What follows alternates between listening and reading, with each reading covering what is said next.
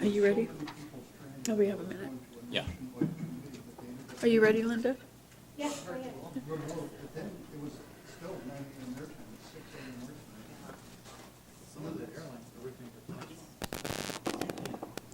We'll wait for Paul.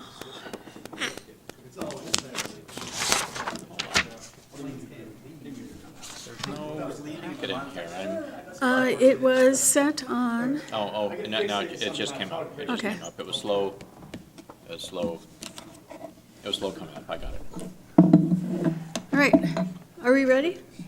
All right. Good evening. This is the January 27th, 2026 FEDRAC meeting. And I'm Susan Honda. I'm Chair of FEDRAC for this year. And we have Councilmember Linda Kochmar, who's on the committee, Councilmember Jack Walsh, who's on the committee, and we also have Councilmember Melissa Hamilton. All right, and Councilmember Les Sessoms here today, and I believe we have Councilmember Lydia Sefadawson online. So Lydia, Yes, you do. Yeah, I'm here. if I don't see you or your hands, so let me know if you want to say anything. Thank you. All right. So, public comment. We do have someone who is here to speak to us, Mr. Paul McDaniel.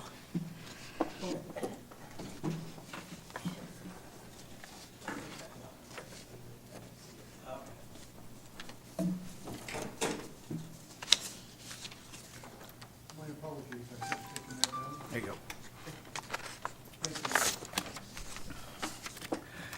All right, thank you very much. Good evening, council. First thing, a matter of order is, I will have a question, I will send it as an email, and this is about the group spokesperson comments for 5 minutes. It does not state if they could be on Zoom. I also have seniors that I talk to who are not able to make it in. I will be requesting to let me know how strict it has to be with them being here in the future. I'll hold that for another time, but I will be sending you an email on that one. FEDRAC, you know I love it. It's money, it's power, it's enjoyable. I'm going to start off with some things that were mentioned during the debates and conversations for elections. Accountability and transparency.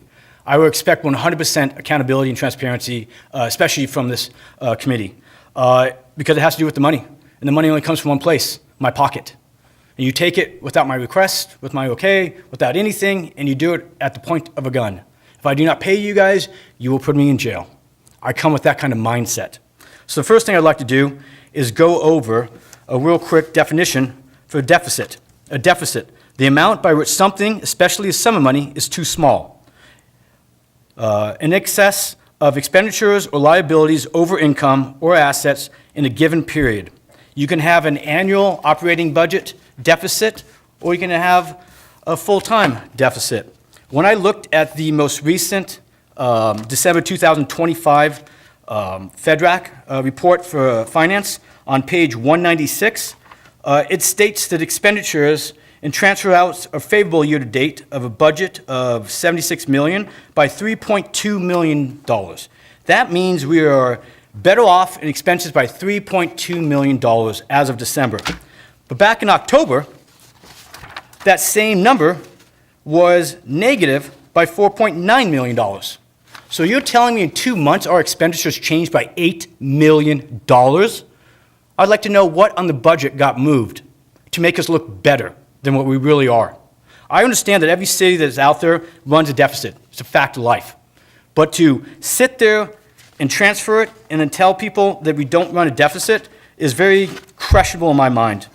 The second thing I'd like to point out is that if you look at page 197 at the bottom, there is an other revenue of negative 1.9, I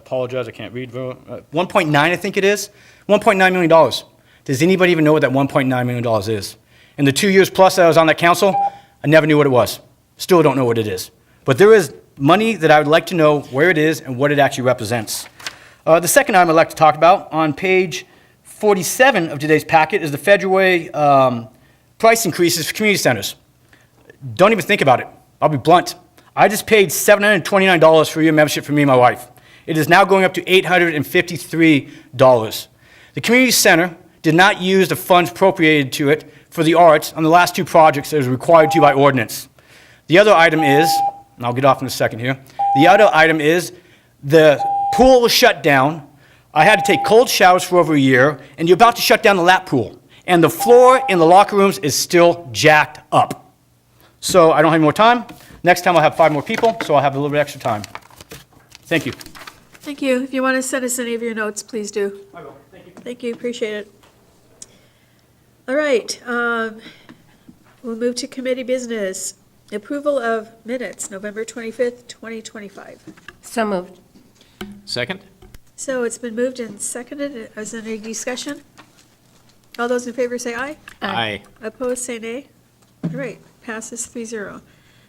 B, approve interlocal agreement 2026 FIFA World Cup mutual aid interlocal agreement between the City of Renton and the City of Federal Way.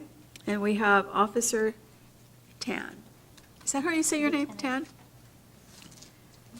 Lieutenant, I'm sorry. So good evening, council. My name is Jed Tan. I'm a police commander here with the police department. I'm the day shift patrol commander, and I'm also, as a collateral assignment, I'm the commander for our civil disturbance unit, which responds to civil unrest or other incidents, not only here in the Federal Way, but also throughout the valley. The policy question today is, should the City of Federal Way enter into a mutual aid interlocal agreement with the City of Renton to provide police officer security during the 2026 FIFA World Cup? So as we know, this summer, FIFA is bringing the World Cup to Seattle, and the world is coming to our doorstep. The City of Renton has asked for our help as they are providing security at one of the hotels and a practice facility that will house one of the teams that will be participating in the World Cup. These security details usually need a large number of officers, and it's going to be with round-the-clock coverage. Renton cannot meet these security needs on their own, and so they are requesting not only Federal Way, but all of the other agencies in the area for assistance. Supporting Renton for this event will help for overall regional security. It helps build trust as a law enforcement partner. When we need similar support in the future, we will have shown that we have been a good supporting partner and will ask for similar assistance with good faith expectation that we'll get it. We have similar interlocal agreements already for other partnerships, such as with various narcotics enforcement task force and with the regional SWAT team. Operationally, this will not affect local police services. Officers for these security details are going to be doing it during their off time or their extra duty hours. In the event we have some kind of watch party here in Federal Way and we need to prioritize off-duty officers, we will make sure that the local events get staffed first. Renton will cover the expenses. They will reimburse the city for overtime expenses incurred by officers, and they're doing that through grant funding. So there will be no financial impact for the city. Thank you. Are there any questions? Go ahead. I'm just wondering, are we expecting a lot of protests during or is it just simply crowd control? So for these security details in Renton, it's static security around the hotel. So a team will be housed at a hotel. They're going to be asking for officers to be in the parking lot. It's for security at the hotel venues that the team is going to be staying at. But why, I'm just wondering, what's prompting the desire for the security? Is it? FIFA has requested, Oh, it's just FIFA. FIFA makes the request Oh, for okay. security at the hotels, Okay, and that's what they've requested. thank you.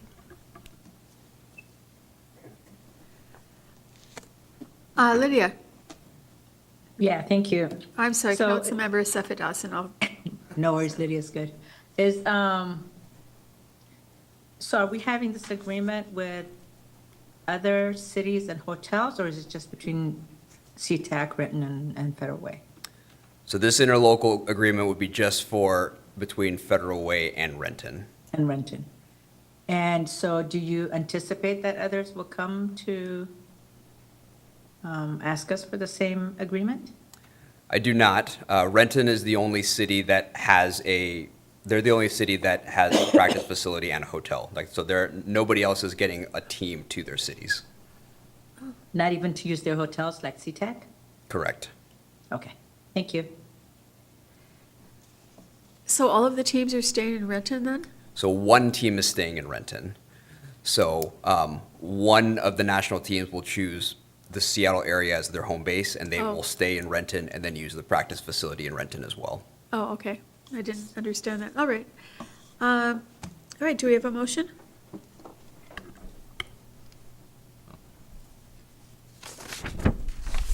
Well, I move to forward the proposed interlocal agreement to the February 3rd, 2026 consent agenda for approval. Second? So it's been moved and we have a second. Is there any more discussion? All those in favor say aye. Any opposed? Say nay. All right, thank you so much.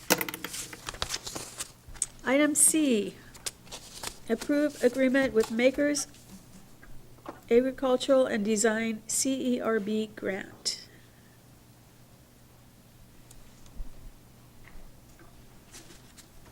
Thank you very much. I just need 1 minute to load this up.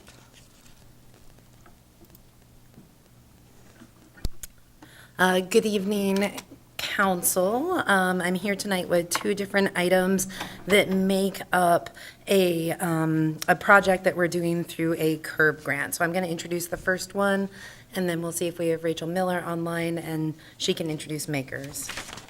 So the policy question tonight for item C is whether the city council should approve authorization to enter into a contract with Makers Architecture and Urban Design for development of a 3D model of Federal Way's downtown core using CURB grant funds. So a little bit of background, the city of Federal Way in 2024 applied for a grant that they were awarded from the Washington Community Economic Revitalization Board, so CURB, in the amount of $64,000. And then there's a $16,000 match from the city's Economic Development Department, so there's an $80,000 overall budget. It's for a downtown market study and visualization of downtown Federal Way. The goals of that are really to provide a vision for the development and revitalization of downtown and to create an operational deliverable that helps facilitate conversations with investors and developers. In order to complete the scope of work, two contractors were selected. The first of those is Community Attributes. I'll be giving you a brief update on where they are in their project right now. And Community Attributes is doing the downtown core market study and also an interactive parcel-based map that I'll show you an example of. And that contract is $53,000. I believe that was brought to FedRAC last year in May. The other portion of that project is downtown visualization with 3D modeling, and Makers Architecture has been selected for that. Makers is a multidisciplinary design firm that specializes in architecture, urban planning, and 3D modeling, and to help support community and economic development. And so with that, do we have Rachel online? Great. I will let Rachel introduce herself. And Hi, everybody. Can you all hear me okay? Yes. Okay, great. Thank you. Yeah, I'm Rachel Miller. I'm a partner at Makers Architecture and Urban Design, and I am an urban designer and urban planner, and I help lead the community planning and urban design team here. And Makers has been around for about 40 years, and actually more than that now. Sorry, 50 years. And we focus on what Meredith mentioned, architecture, urban design, planning, facilities planning, and we do have a specialization in downtowns and sub-areas and transit-oriented development. Next slide, please. So we pride ourselves with working with communities using urban design as a problem-solving tool to help communities understand what they'd like to be over the next 20 years or so, and what strategies they can put in place to get there. So whether that's zoning or public-private partnerships or public investments in streets, whatever it takes to help communities get to what they would like and preserve the things they really love and enhance the things they really love about their communities. So that's what we do, and we use 3D modeling as one of our tools. And so on the right side of the screen, I won't read those, but that's several of the communities that we have done 3D modeling for, or downtown plans for, or sub-area plans for that usually include, all of those included 3D modeling. So next slide, please, for just a couple more examples. These are just some examples of the variety of the look and feel of the models that we can do. And with larger areas, we often recommend a little bit less detail in the model that you can see in some of those there.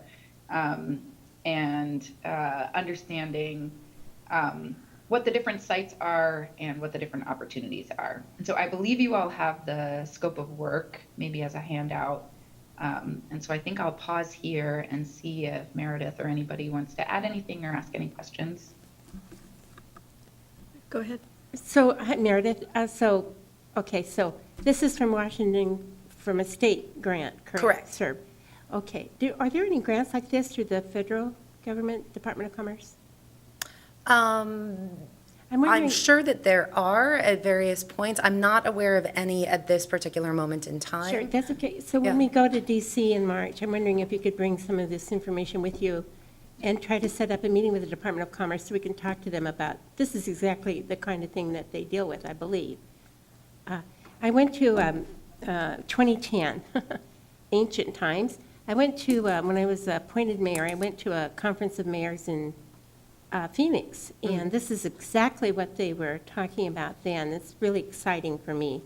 But my question really is, are you taking information from what we already have, from our comp plan and the things that we've already discussed, or are you creating new ideas? I'm just wondering. So this will be a combination of what is currently here and what could possibly be. And so what Makers is doing is augmenting the work that CAI is doing, and it looks at sort of your base zoning and then what it could be. And so CAI is currently meeting with a number of the different property owners, and then they're going to be launching a survey that will go out to all of the property owners. But the map will kind of show all of the potential for redevelopment. And so this is really a tool to help people visualize, you know, what it could be if you removed a one-story big box retail structure and replaced it with something else. So are we actually getting a 3D model and a visual fly-through? A visual fly-through, I'm not sure if that's actually included. I'll double check that. It says Yeah. optional fly-through video upon city request and project amendment. Yeah, I don't believe that's part of the scope right now, but I think we wanted to see what the other tools were and then decide if we wanted to do a 3D fly-through. I'd like to get a price on that to see Sure. what that would cost, and I think that that would be a really good marketing tool for Mm-hmm. you. Yeah, but we are getting a 3D model that would sit on a table somewhere. So it is a 3D model that is computer-based. So it's not going to be a physical model. Oh, So it is a computer-based 3D model. So it will be more visualizations like this, but that you can kind of move around in the space and sort of walk through it. thank you. Councilmember Wall. Yeah, for those, I don't know whether you two ladies, the Tampa NLC conference, did you go to the display that the Tampa downtown organization had of anyway, it was incredible. It was a physical one that far exceeded what our budget would be. I mean, it was like $1 million thing. But Tampa has done absolutely incredible things with their downtown. And, but yeah, I mean, to see something like this, you know, even with the computer-based and obviously with, you know, computer, it can be more easily changed and manipulated and everything as well. Sure. And I would suspect that now with AI, that things like,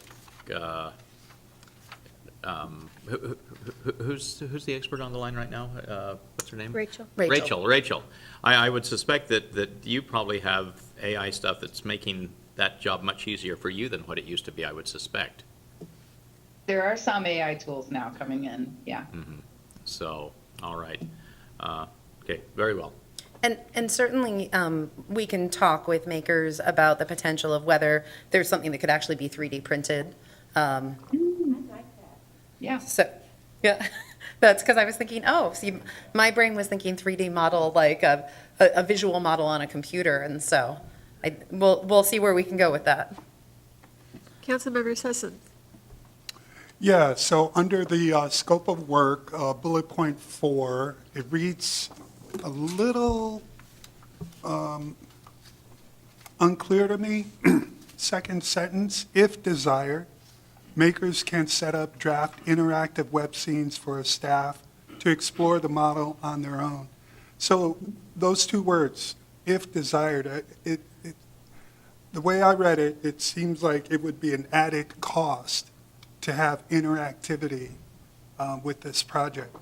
Is it not baked into the scope of work? Yeah, let me talk a little bit about the technical glitch behind this. So we want to use ArcGIS Urban as our 3D modeling tool, and that does not have video fly-throughs built in automatically. However, you can export one of those models into another program and build the video fly-throughs.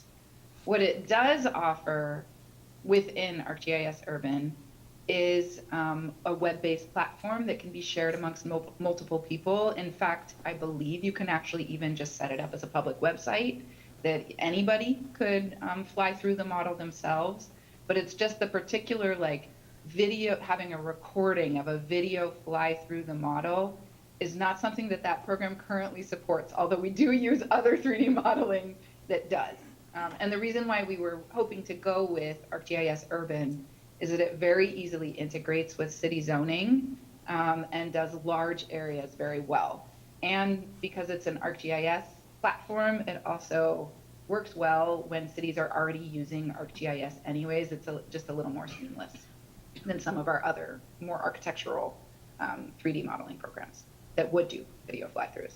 So hopefully that explains it. The interactive web-based thing is something that we can set up under this scope, but the video fly-through would be an add-on.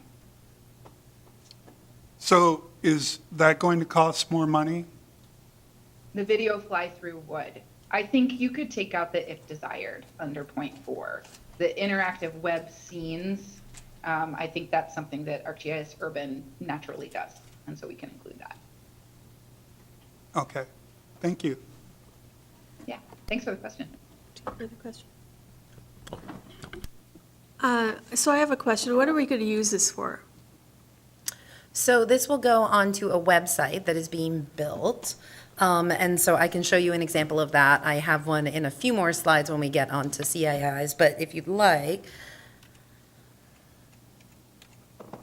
So this is part of what Community Attribute Scope is that they are building some of these other types of things. And so this will all be a web-based platform where you can actually click by parcel and get information about it. They have all sorts of different options that they've been showing us with color coding of parcels for, how likely it is to be redeveloped, desirability of them, different traits, that sort of thing. So they're still in the early stages of building that out, but they've built these for a number of other cities.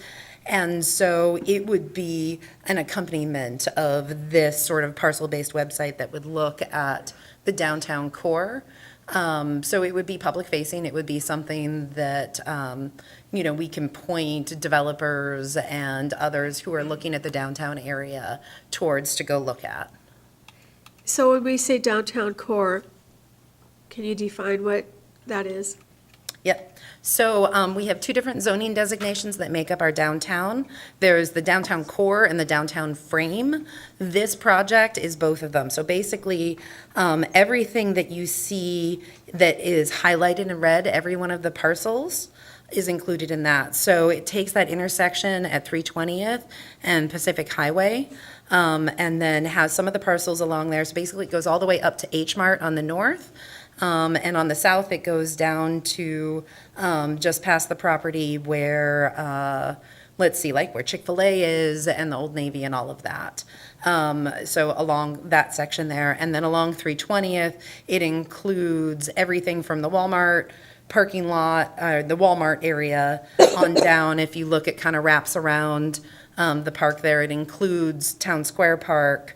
And it includes all of the Commons Mall and then the properties adjacent to Commons Mall all the way over to I-5. Okay. All right, any more questions? Is there any illustration of what they've done with more than just the picture that we're looking at right now, showing kind of the interactivity of what they've done with other cities? Rachel, I'll let you speak to that. Yes, we could provide more examples, although they'll kind of be along the lines of what you're seeing here. In addition to what's on this slide, if you go to the slide prior, that's another example of a citywide model that we did. And then later we did a sketch over it just to make it fit the style of what they were looking for, more than just a architecture or just a blocky digital model. But that's an example of using an ArcGIS platform to do a larger area. But yes, we do have other models if you'd like to see more examples. Yeah.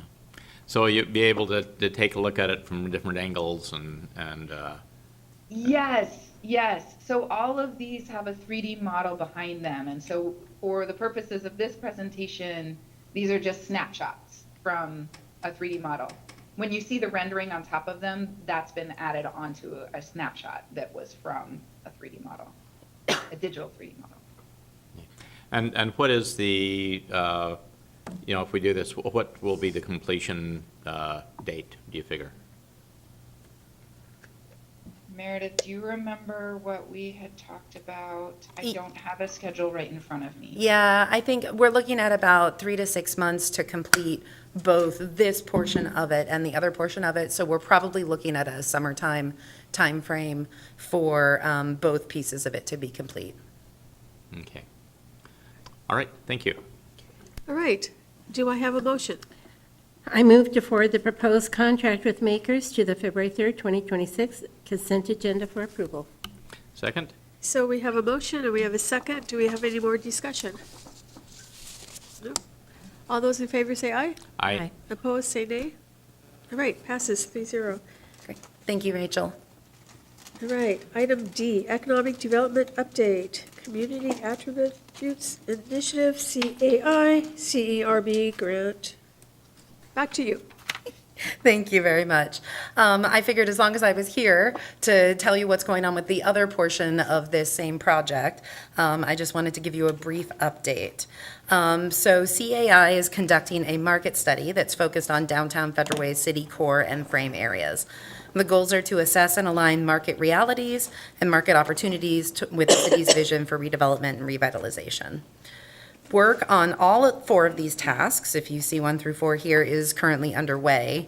CAI has begun the economic base analysis and stakeholder interviews, and will soon distribute a survey to all downtown landowners to populate a parcel map with redevelopment plans and their potential economic impact.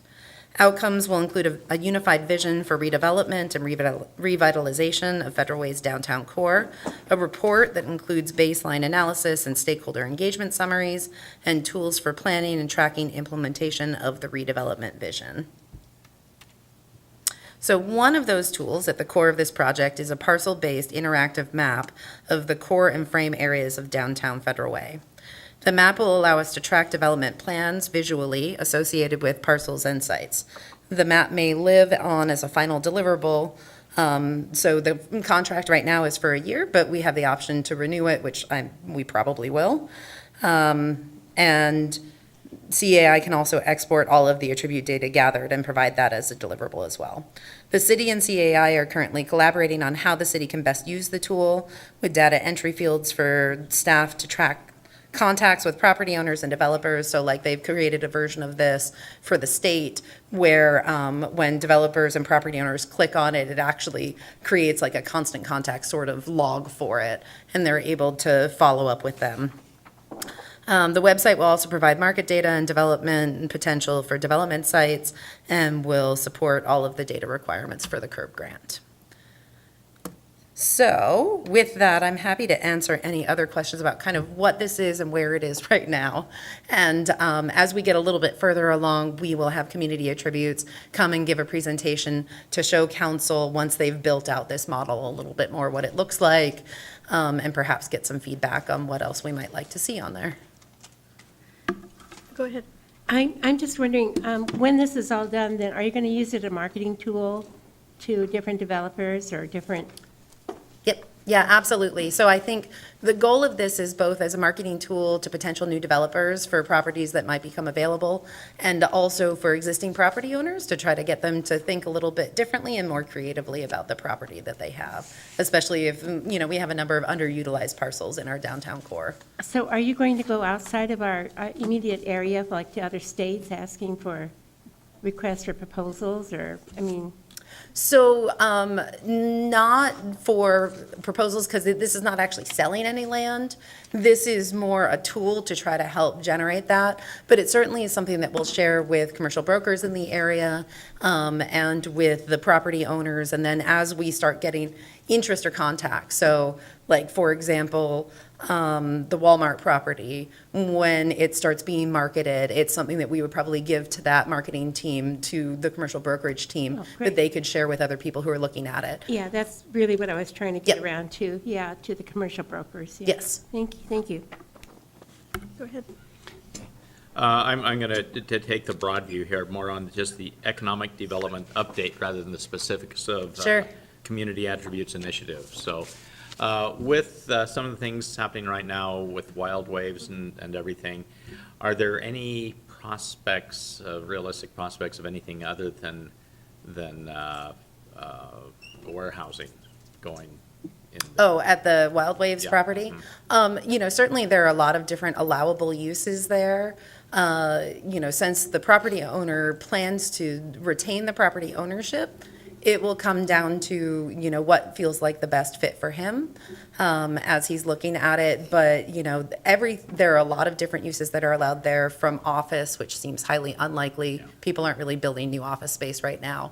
But amusement types of uses, hotels, I believe housing is an allowed use. I'm not 100% sure on that, but, and so there are a number of different uses that could potentially be there. Commercial, so, like some sort of big box retailer could potentially. So I think there are a lot of different options, and it will depend what he wants to do with it. Has there been talks with him encouraging him to take a broader look? Yep, yeah, Keith and I definitely have pitched a number of different ideas, both of businesses or other types of uses that we know are looking in the area, and that property might be a good size and shape for. And I know that his team has been talking to a few of them, so, Okay. All right, thank you. sure, Thanks for all your work. yeah. How many acres is Wild Waves?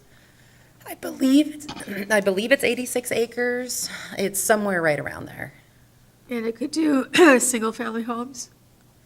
I think you can, and that's the part that I would need to double check, is that I don't remember, because it's zoned as OP, which is office park, but there are a lot of other uses that are also allowed there. So I would have to check with planning on that one. All right. Well, hopefully, something great comes there. Any other questions for Meredith on this, or, go ahead. I would just like to advocate for like a Top Golf. Top Golf was one of the first things that I pitched, Yeah. because I know that Top Golf a couple of years ago had been looking at a site near the Tacoma Dome, and really wanted to sort of be on the I-5 corridor down in the Tacoma area, after they opened up the location in Renton. And so, and they, as of yet, have not built anything in the South Sound. So who knows? Maybe that'll come to fruition. Hey, Les, I have a granddaughter who works for Topgolf. Susan. Go ahead. Thank you, and I think Melissa also, All right. I yeah, didn't look that way, I'm so sorry. that's okay. We'll teach you to look over here. Okay. We'll do some practice rounds. Meredith, thank you for that, and Councilmember Walsh, thank you for bringing up that issue.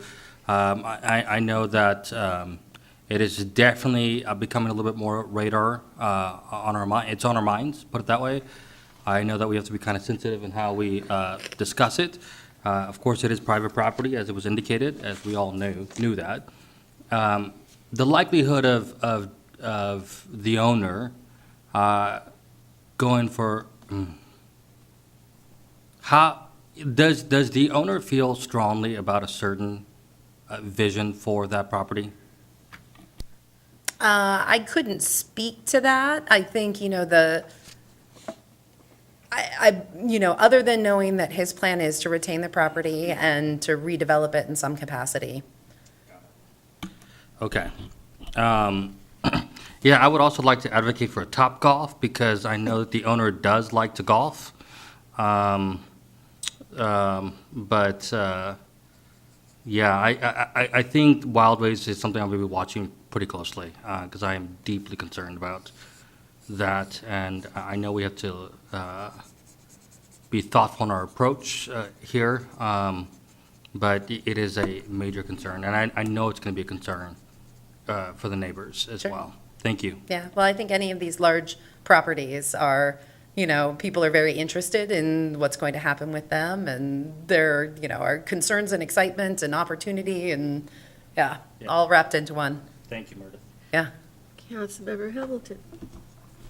I just wanted to bring up that I was trying to find the bill number, but there is a bill in the legislature right now that would require cities to, if a property is zoned commercial, it would require them to also allow residential. So just something to watch to see if that happens or not. Well, it's part of it's great, part of it's not. So it's a multifaceted bill. But anyway, just to keep an eye on it because that might open up another option for the owner.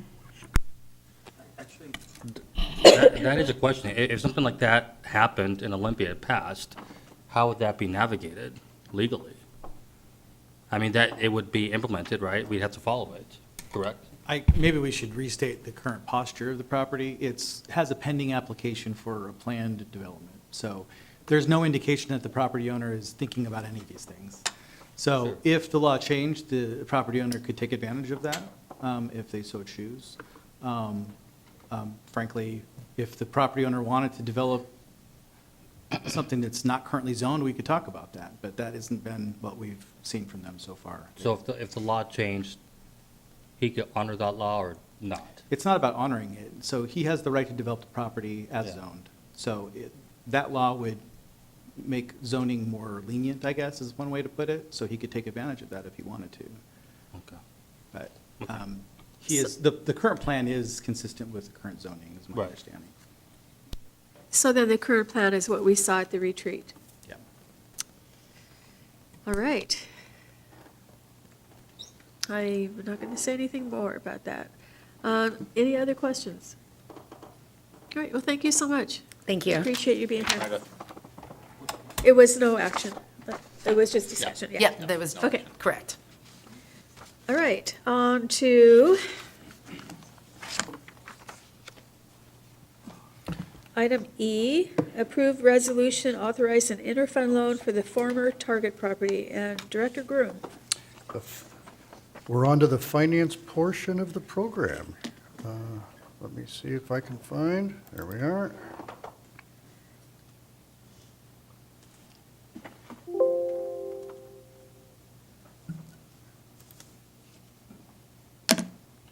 All right.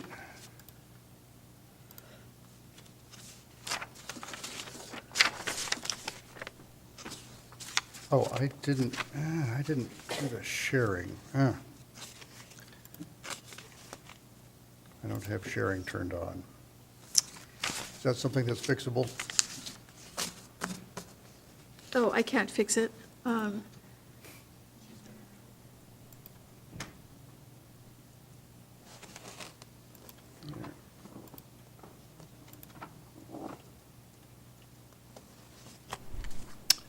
I will just persevere. I'm sorry? Try it? All right. Why? It says someone else is sharing.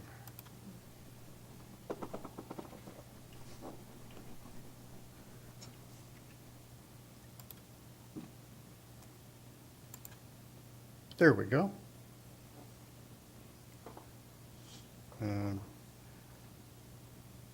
Okay.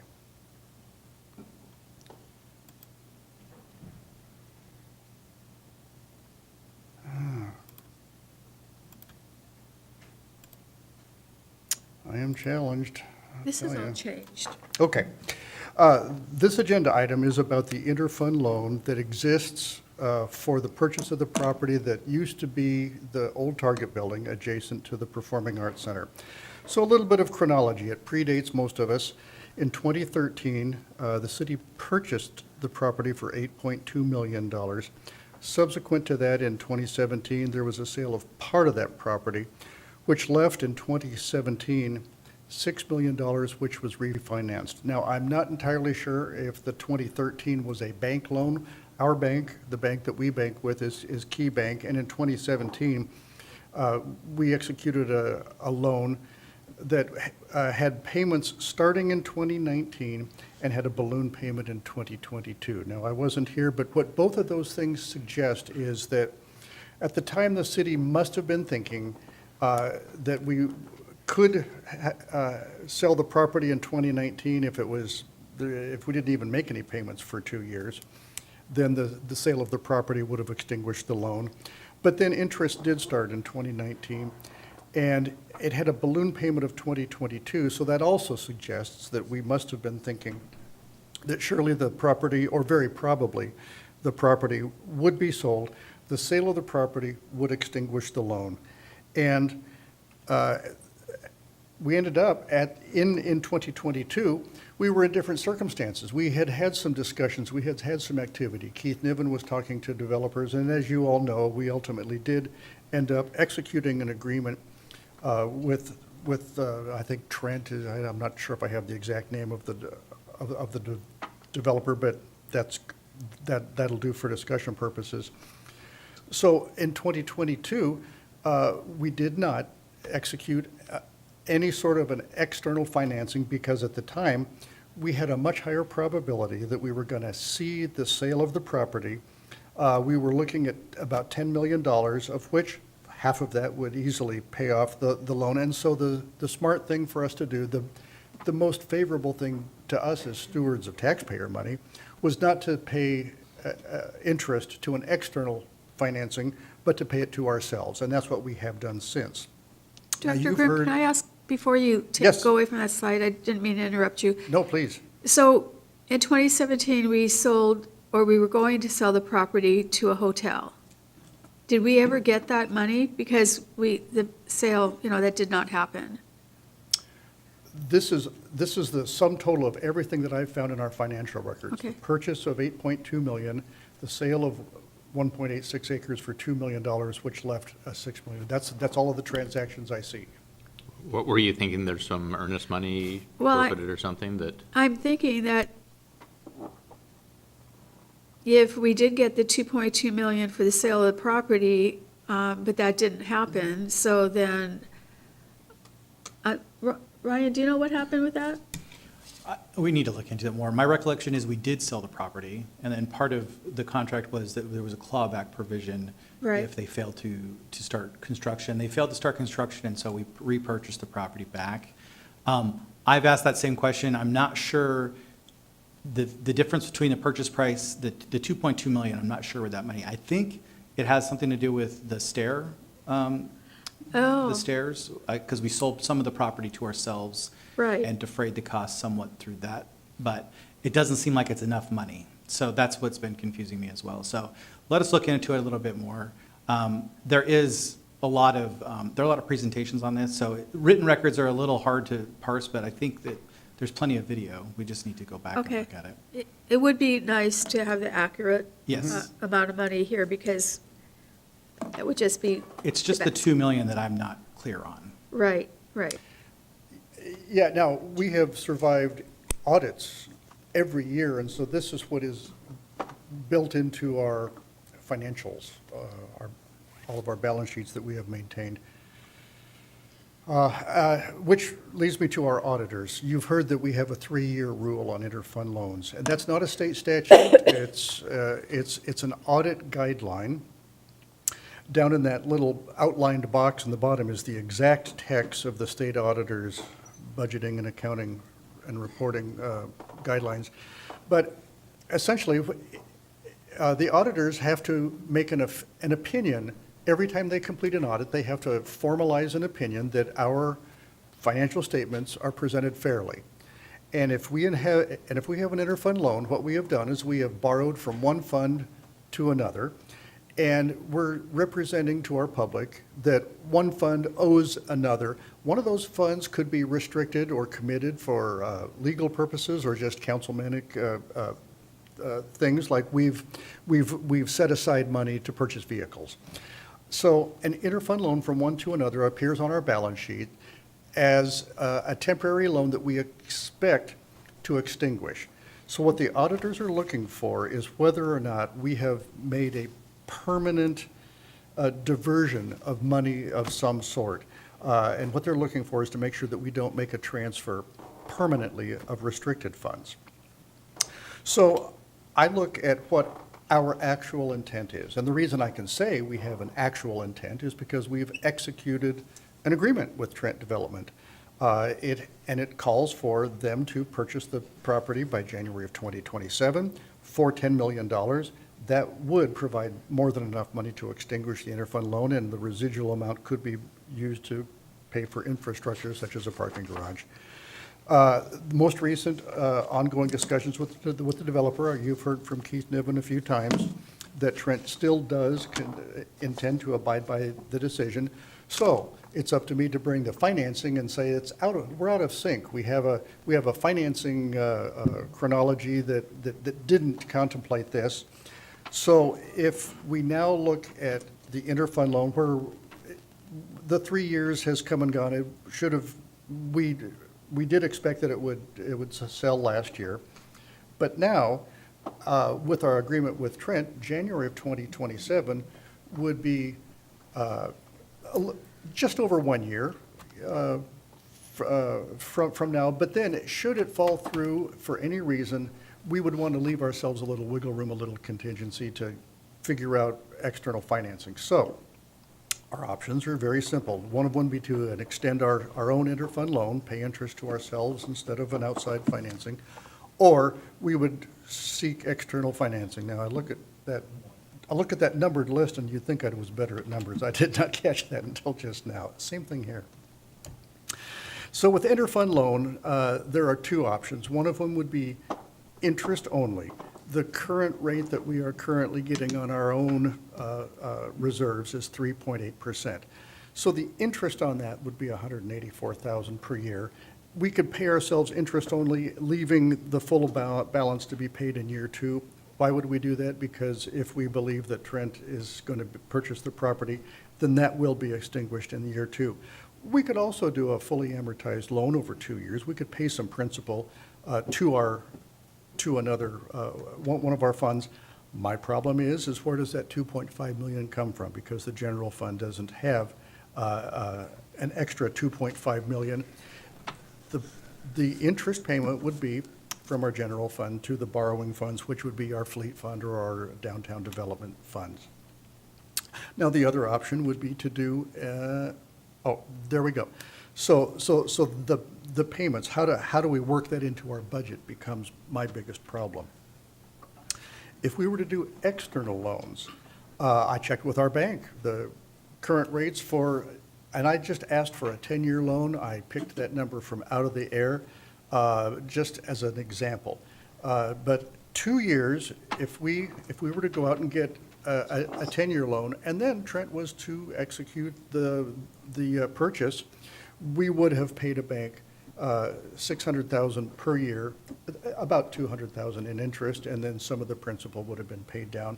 We could also do simply a 2-year loan, and that would be $2.5 million. And again, the problem becomes a budget problem. Where do we get that money? So the most favorable terms for us would be to not pay interest externally. It would be to pay ourselves.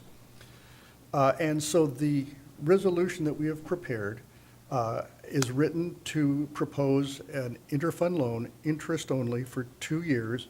That would pay interest to ourselves. That would be more favorable than paying a bank the interest.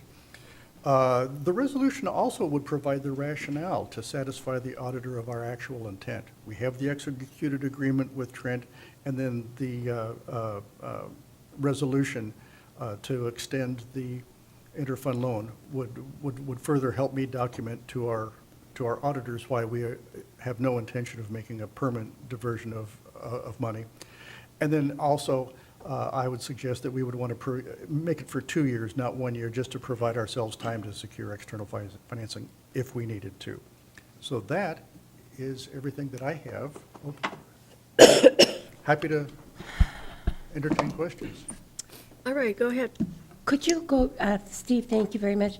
Could you go back to that first that talks about in 2013 through 2017? Yes. So, yeah, I remember, I'm wondering why it said 6 million refinance when my memory says 5 million. That was the principal on the bank loan with Key Bank before we started making payments that brought the balance down to 4.8 million, the 4861704. At the very end is what we ended up paying Key Bank. So So when, there's minutes that say you went into executive session, came out and purchased the property. Am I referencing the right property? Target? That was in 2013 when we purchased. Target. My brain is saying 5 million. That's what we purchased. From what I remember, because I did vote against purchasing the property, I know. but it was appraised at about 5 million, and we paid 8.2 million. Oh, that was. So that's it. probably what you Oh, remember. Yeah, that's what I remember. Thank you. Yeah, Thanks. thank you for helping me with the history. yeah. It's an interesting time. Question is how we got up to 8 from 5, but Yeah. Yeah. I mean, if we're going to bring it up, we probably should say something. So we were not first in position, so we were the second bidder on this property. So there was, I believe, a bit of a bidding war. It was not super clear because the person in first position was using a straw buyer, and so we never really had great visibility on that buyer. But at some point, they backed out, and then we paid the 8.2. And to be clear, we did get an appraisal that justified that purchase amount, but that isn't where we started. We ended up getting up to that amount through the bidding process. Thank you. Questions? Go ahead. Yeah. So basically with this, I mean, that we've had an interfund loan the last 3 years. Yeah. And so in essence, we are doing another interfund loan, paying off that one on paper anyway, or are we extending the interfund extending loan? it, yeah. Extending it, Yeah. okay. All Yeah. right. So it'll still be the same interfund loan, just an extension of it. So I Right. didn't know whether it was that or whether technically we were paying the first one off and establishing a second one. It's from one pocket to the other, in the same pair of pants of the city's different funds. Yeah. So, okay. And we're currently in the situation where we have $4.8 million that one fund owes itself, Bless you. but we need to synchronize the time with our Trent development to make it make sense for the auditors. So the loaning fund is, It would be the fleet fund, fleet it's got fund, sufficient okay. balance, and then the downtown redevelopment fund. okay, all right. So I have some questions. When you figure out what the actual financial picture history is of this property, could you include when we did sell the property to the hotel, we did a boundary change? I don't know what that's legally called, because that cost a bit of money, and whatever costs we incurred when we did that. That would be nice to include in the history. If the records are available, yes. Well, I hope That'll- they're that'll- available. Yeah, we have. Yeah. And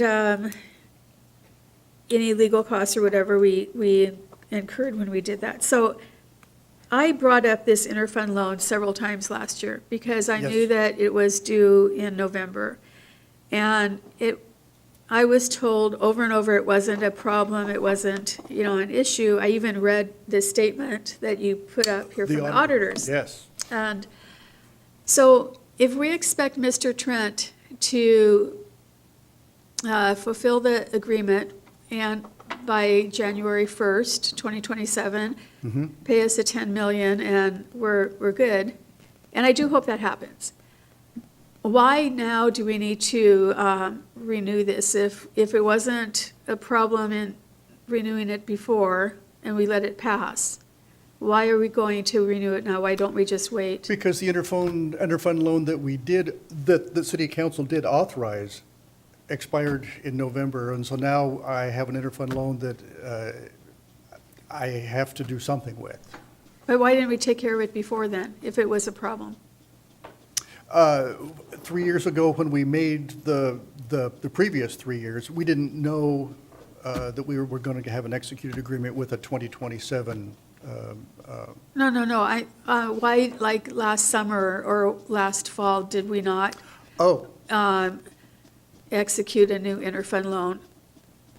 we on staff have been talking with Keith and Brian Davis and Ryan, the city attorney and city administrator and community development, trying to figure out how to propose the solution.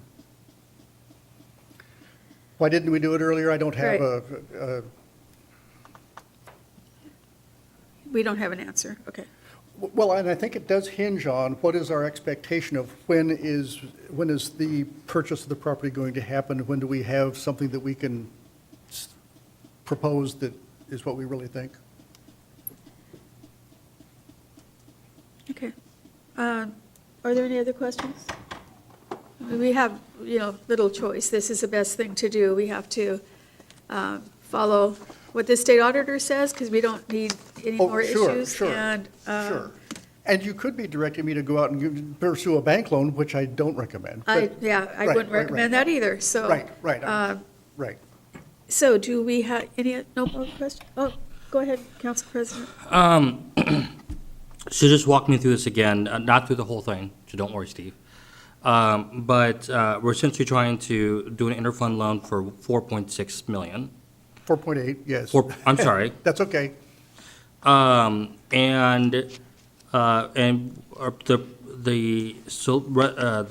the resolution would be for 2 years.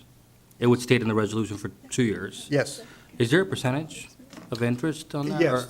Yes. I'm asking an ignorant question, sorry. No. 3.8% is what we are currently earning on our own investable reserves. So 3.8% is the amount that we should pay ourselves. For yourselves, okay. So it's a 3.8 interest? Yes. Okay. Got it. And do we, is that, okay, and one last question. So that so by us extending it at 3.8% interest rate, that will cover the 4.8? So in 2 years, it takes to say we're gonna, Yes. If the property were to sell for $10 million, we could pay ourselves back, because that's essentially the problem. We bought property years Yeah. ago. We've Yeah. never really paid for it yet. okay, so now what happens in your conversations with everybody? Well, I apologize, Steve. So I think the other part that's going through my mind is if TC3 doesn't go into plan. What's our worst-case plan B, right? Thank you. At that point, I would feel like we have no other choice but that to go out and get external financing, and then we'll have to figure out how to fit it into our budget. So have you begun looking at that?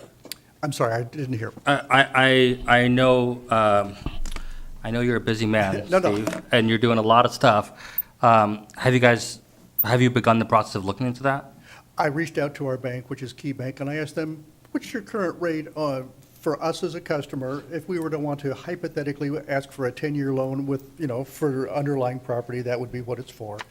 And so they quoted me an interest rate of 4.1%. On that basis, I just did a straight amortization table, which I had a couple slides back. And Steve, we probably wouldn't take a bank loan if we were going to actually finance this property and keep it. We'd probably bond it with some other debt of some type. So Yes. I guess his point is, if, what happens if we can't develop the property? So there's a lot of options. It would be up to council. We can sell the property, we can bond it and keep it, and then keep trying to develop it ourselves. Those are the two main ones.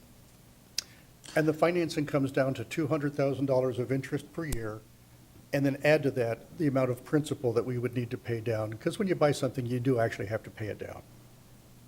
And it would, and then, so the price tag is the $200,000 per year in interest. So far, this has been holding costs only. We've never paid anything on the principal of this alone. I think it's safe, I think at the retreat, we talked a little bit about this, and that's, one could already assume that Trent, is that the name? Trent Yes. is, Trent 1. what? Trent 1. Trent 1 is already kind of behind, and it's likely that this may not happen. We have an executed agreement, and Keith Niven has spoken to them, and they say that they still intend to abide by it. Now, there's also two more facts that we didn't know a couple years ago. One was that we said that Sound Transit is coming. Now it has come. So that's an actual, no longer a future probability. It's a fact. And the other thing is that continuously our underlying property values in the city have increased. There was 1 year where it went down, but the last 2 years, our property values have increased. So the underlying land value is still there. As Ryan points out, if we went back out to the market to sell it, why, we might expect to be able to be in a good position. It's a key piece of property, the value is there, and now it's in our town center that Sound Transit comes to, so. How does, by the way, how does the opportunity, can you remind me again, because I believe it was mentioned at the retreat, the Opportunity Zone 2.0, I don't think it's been passed yet. It's in Congress. And once it's passed, how does that change this? Because I understand Trent 1 is looking into, is hoping for that or something. That, it encourages investment, I guess, is the short answer. So we have to apply to get that designation again. I think we're optimistic that we can get that designation. We have good data to support our application. And all that does is it creates an incentive for outside investors to invest basically tax-free in that project. All right. Do we have a motion? Well, I'm happy that we're not doing a bank loan. I certainly don't want to pay $2 million a year for something when we can only pay $200,000. I move to forward the proposed resolution to the February 3rd, 2026 consent agenda for approval. Second. So we have a motion, we have a second. Any further discussion? All those in favor say aye. Aye. Opposed, say nay. All right, thank you so much. And now we are on to approve Resolution 2026 fee schedule. We come once a year with any and all fees that we ask all of the departments of the city to send us the fees that either have to statutorily increase or they have other reasons. Most of the fee increases generally are tied to inflation, so I just remind you that in the last few years, we have, pretty consistently over the last 3 years, we've had 3% or below inflation. There was that period in 21 and 22 where we had elevated inflation. I don't believe we ever increased our fees that much.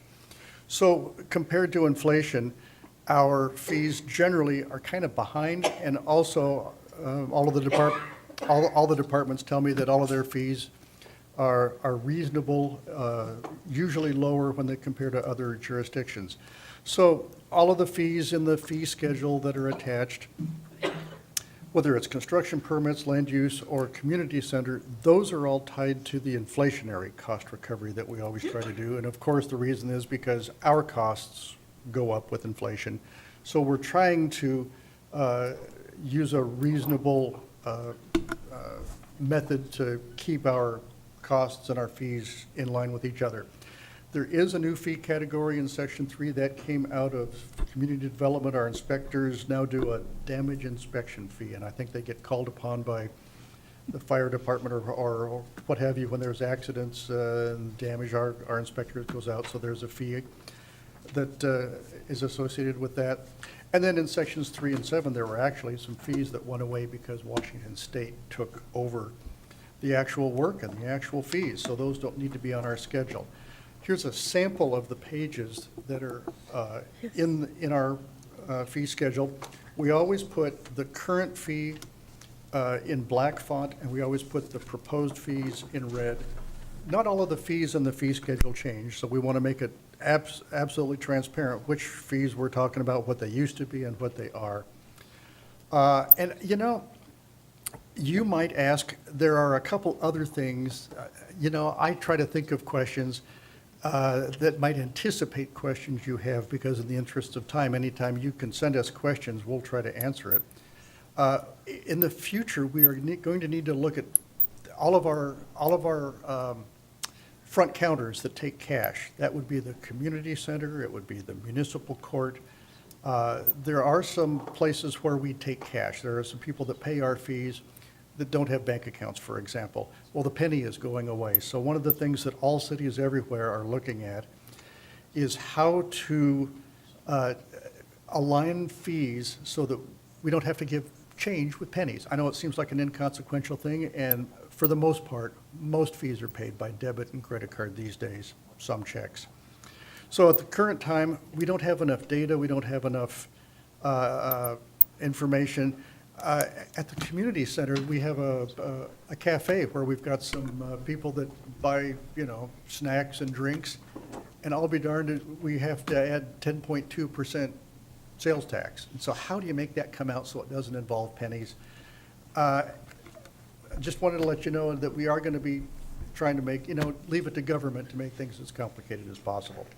The other thing is we don't currently try to recover the credit card fees from our merchant processor.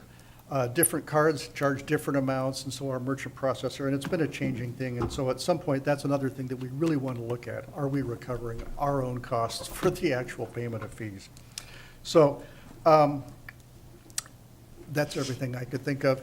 If you have questions that, you know, none of the departments came to explain this fee or that fee, if you will send us any questions, I will certainly email out the answers, or we can have them come, of course, at City Council when this comes for approval. All the departments will be there, so.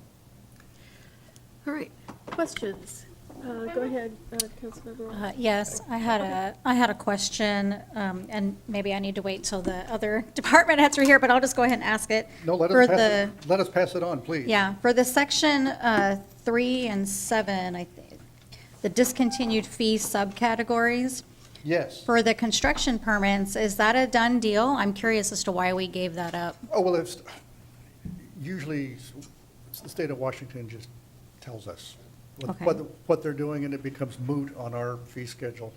Okay, and then for section 7, it's my understanding that we did a first reading on that, but there's going to be a motion to bring that back to LUTC, and I don't believe that is a done deal. Okay, I haven't a clue, and I will ask the, I think that'd be EJ, Public Works. So, Okay, thank you. thank you. The more questions we can get, that we can answer in advance, saves you time and counsel. That's what committees are for. That's what we on staff want to be able to do. Sure. Councilmember Walsh. Yeah, you're mentioning the credit card fees, obviously. I mean, as being in business, I know what that is like. And we've actually added A convenience fee? a convenience fee for Yeah. credit cards. But what percentage of the fees that are paid to the city are paid with credit cards? I mean, especially, yeah, obviously over the community center, sales of little things, that's going to be mostly on credit cards or cash. But in the permit center and stuff, what part is credit cards, what part not? Yeah, I don't have that, and it's an analysis, and I mention it knowing that you're going to say, well, when are you going to do that, right? And All so- right, when are you going to do that? Yeah, I want to raise the point because it kind of becomes a policy decision, so I have a wait list for the things that I need my staff to do as well, so that's on it. But yeah, I think that that's something that is really key. Yeah. Right there. Sure. And then most of the other fee increases, I think, seem pretty reasonable. I know that with a lot of them, there's no fee increases if you just, Yeah. basically the inflation rate increase. Sure. Except when we get to the community center, and all of a sudden, things are way different there. And I have some concerns with the amount of increase of the fees at the community center. Would you like parks? Yes, please. I'll have them send out an email and see if that can explain it, and if not, you can pull it off a consent. But we'd rather get it explained properly, I'm sure. Yeah, because with this item, I don't think that we're, at least this part of the committee is not prepared to send it to the consent agenda. Sure. Correct. And I remind you that the community center is one of the places in our budget where our fees, we want them to cover their costs, and they don't. The city subsidizes the community center, but we want to Come as close as possible. have a balance. So, and because we're going to be in a budget year this year, looking at the 27-28 biennium, why that comes up every 2 years, what should our fees be? What should our, services be? What are we? Yeah. Yeah, and I think that, I'd also like to know with the community center, what kind of a cost comparison between the community center fees and the Sure, The other gyms. and other gyms. I mean, how they compare. sure. And I think they provided us language as in a summary level that we plopped in our cover memo for this. Finance becomes the messenger for all this. Yeah, the particular, room fees for rooms rented out at the community center, they have a substantial increase there. I'm not so concerned about that. I mean, if they can get them rented out at that higher rate, that's fine with me, but community center membership is where my Sure, main sure. concern would be. I'm always willing to try to speak for any department to a point, and then at that point, I say, okay, they know their Yeah. business best, let's have them explain it to us all. Yeah. Thank you. So Councilmember Honda, as Councilmember Hamilton pointed out, the fee schedule already has at least one error in it. So the tree thing obviously needs to be put back until council makes final action on that. So I would recommend it be sent to business. Yeah, I was going to recommend that. So I have some questions on this. The community center, when I was reading this and I saw, membership rates increase 16 to 18%, I immediately thought, that's not a good idea. I mean, families are having a hard time. I know the city's having a hard time. I know this is not going to be an easy budget to create and to pass. But the community center is, people's tax dollars are paying for that. I have a concern with raising those rates so high, because we raised them last year, I believe, and possibly the year before. I think we have every year that I've been here since 2021, I think we have every year. Yeah, so I really believe it's important that we get a report as to why and the impact it'll have, because if it takes members away and they can go somewhere else that might be a better fit for them, then we're not gaining anything. Okay, so what I think I'm hearing you saying is we'll bring it back on council business, I'll introduce the item and I'll step Okay. aside and let them explain their portion. And I'm also interested in the rental rates for the event spaces, how that compares to other locations around Federal Way or the region. Because that's something that we need to keep those rooms rented, if at all possible, but we also need to make sure that they're in the ballpark of what people are willing to pay. Sure, we don't compete with other cities on permit fees, but we kind of do on room rentals, don't we? And the construction permits, so does that mean that the state provides building inspectors? Is that what that means? That's what they told us. That's, yeah. No? No. So Do you why, remember which department sent us the email and said take it off? Yeah. I mean, if we have building permits and the state's going to provide this service, what does that mean? No. No, I would have a problem with giving up local control over building permits. I don't know if this is accurate, to be Yeah, honest. I'm because confused as Section to 7 this. is not accurate. Okay, well, then we'll ask, it was community development? Yes. Yeah, yeah. Okay, We'll have Keith send out an email to see if that covers it, and if not, we can discuss it during city council business. all right, thank you. And Councilmember Kochmar? Well, we've talked before about having a once a month, a family swim night at the community center where it would be free. When you have parks come back to talk to us, I know that they're trying to raise the fees, but it'd be nice to have something where people could come and just enjoy the community. That's where I need to remind you, there's no such thing as free. If we're staffing expenses, then, and taking in revenue, then, then that's a city, I mean, that's a perfectly legitimate decision, but that would mean that they would get less revenue and still incur expense. So I want to make sure that they can still manage to that budget. I don't know if the community center was ever something that we thought would be, just like the PAC, would pay for itself.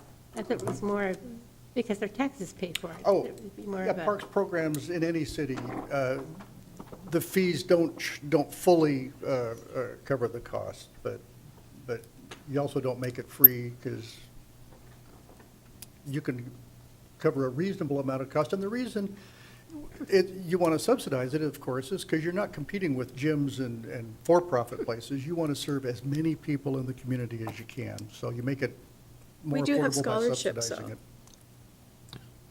I know those are, people have to know how to apply for Right, them. It'd be right. nice if we just had something where, or just a kids' night out or something, something where the people could come and not feel that I mean, it's a lot of money. Oh, not arguing, Yeah. we just need to make sure we balance the budget with realizing what we're doing. We have talked about Yeah. trying to do something like that in the Yeah, future. right. With,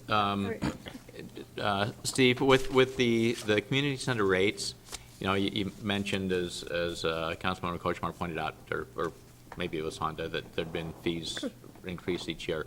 If we could let us know what the fee increases were the last 3 or 4 years, and so that we're taking a look at this increase with looking at the full picture. Also, I think that right now, this last year, the community center had a bit of a PR problem for some reason this last year, and the way to fix a PR problem isn't by doing a larger than usual rate increase, and so I shared that problem. It became a budget problem as well on the capital side. yes. So anyway, but yeah, thank you. I think we're all, I think we're all on the same page here. All right, Council President? Thank you. I have to say, thank you to my colleagues for bringing this up, and this concern up. I mean, I would share and concur in those concerns. I think, I think we're here to serve the public, and I think the public's going to have a hard time adjusting if this was to pass, 16 to 18% raise on their center. And it sounds like for a period of time, there's been many council members that have talked about how do we make it more available, such as making it free on some cases, on one night or whatnot. And I sure hope the city can move forward with that concept, that idea. And this is a really great time for me to say something like this, Steve, because of budget concerns for this year and next year. And certainly, I think we all understand that quite a bit, but I think we want to make sure that the community center is accessible to the public, to all walks of life, no matter what your background is. And it sounds like that's been a long time desired, and I think it's still a desire. So I think that'll, I'm looking forward to the report that's going to come back as to the why, and thank you to Councilmember Walsh for asking. Let's look at how many, the last couple of years and how much we've raised it. I think that's really good information, and just want to say thank you to my colleagues for, advocating for the public and making sure that this is truly accessible to the public. And I think the community center staff and management would agree with you, because I think they want to make their services available to as many people as possible. So what they do is they come to me and they say, okay, if we can do something for free, can you backfill our revenue by making it an expense of the general fund? And so that's where we get into how much can the general fund afford, and that becomes a budgeting question. So that's how we make that happen. How much can the general fund afford to expense that we would otherwise get in revenue over there? So, one more thing. Maybe also, if you could come back to us and let us know the last 2 or 3 years, what has been the deficit between the income for the The community revenues center? collected versus the expenses Yeah. actual? Yeah. Exactly. And obviously, those expenses were kind of skewed Do I this have to- last year also, so Do I have to include the capital costs of the pool slide in the locker room? probably, yeah. I mean, that would skew it a lot, so not those capital costs, but just the operational costs. Yes, yes. And can you track down if the lap pool is going to be closed this year and what impact that might have on membership and any fees collected? I know who to ask, yes. All right. All right, so we have a Councilmember motion. Honda, Yes, we've got Councilmember I'm Asefa sorry. Dawson that has her hand up. okay, I can't see that. Okay, thank you. Go ahead, Councilmember Asefa Dawson. Yeah, thank you. I wasn't saying much because you all said what I was thinking, and so I do support and agree with what has been stated in terms of not increasing the rates, so I'm glad we're having this conversation. But a minor question for you, Steve, you talked about, the pennies and not having pennies for exact change. So would an easy solution for that be, instead of having anything that ends with 99 or whatever that requires a penny, can we just even it out so it doesn't complicate that financial workflow? That's our hope, but, so we have to look at the price of a cookie and figure out what, if you tack on 10.2%, comes out to exactly something that doesn't end in pennies. That's exactly the exercise. Yes, and in the short term, we end up just having a little bit over or short on our cash registers, and we don't think it's material, but we need to collect the data to find out what that really is. Yes, thank you very much. All right, anything else? Not from me, no. Okay, Thank you. Thank you. All right, do we have a motion? I move to forward the proposed resolution to the February 3rd, 2026 business agenda for approval. Second. So we have a motion, we have a second. Do we have any further discussion? All those in favor say aye. Aye. Opposed, say nay. All right, 3-0. Thank you so much. Now we have approve the AP vouchers November 1 through 30th, 2025, and payroll vouchers November 1 through 30th, 2025. I have not given our accounting manager, David Lang, much podium time. I'm going to step aside and let him do the next two. Hello, how are you? Very good. Good evening, Council President, fellow Chair, and Council members. So here's the accounts payable and payroll voucher for November 2025. So we have list all the category that more than 100K in the current month for November. So we have construction project, which is 59% of the total. So we have free checks cut for the M&O facility, which is 2.5 million, and we got the overlay project, we pay 1.6 million.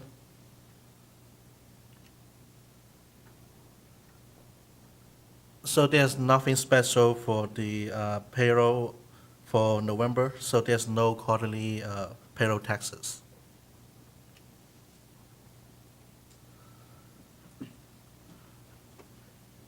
So every month, we got email questions that get researched. So some of the questions, it require other department for some explanations. Then we get the answer and send it out via the email to the entire committee. And all vouchers subject to the subsequent audit and questions. That's all I have for November. I request to get approved for the November FedRec voucher. Well, thank you for sending me the answers. I appreciate it. I was not expecting those. I started looking at those when you sent them to me last week, and I actually wasn't feeling well and fell asleep on page 20. And then it took me 2 more nights to get back to them, so thank you. I appreciate it. Thank you so much. Yeah, we welcome all the questions. I do have a question on, I think this is page 1. It says, let's see, November payroll changes from month to month are largely dependent on hiring and firing, open positions, temporary help, and termination payouts. And I think I've asked before about termination payouts, because I'm not sure what that is. But I understand we have a hiring freeze now. And I was wondering if you could tell us how many positions are vacant and how that's working into the budget as we have, go day by day. We do have a hiring freeze, which is delaying the recruiting to fill positions. I don't know off the top of my head, and I'll go to HR, and the biggest, the most obvious indicator usually is open recruitments, but I'll have to ask them how many open recruitments they have, plus how many they're pausing. So I'll ask that and find out. And I hope it doesn't include the police department, the hiring freeze. If you could find out. You can hope all you want. I think there's, it's all, they, with the 150 positions, it just seems like there's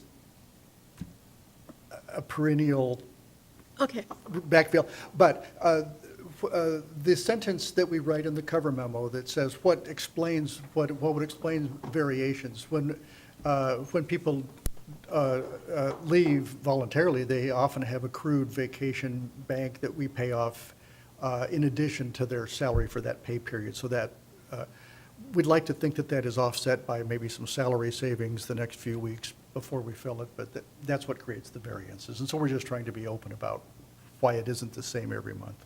okay. And we had lower spending on jail services in October. And then it went back up again. Is that, is there a reason for that? Did we put less people? Obviously, we did. No, that's just No? timing that's just the timing of the invoices when the jails send us. Okay. Yeah. The command staff projects out what they think they're going to spend, and it's pretty even. Again, they're trying to forecast how many arrests are going to need jail, so it's a bit of a forecast. Okay. Questions from anyone else? I should have made you answer that. No?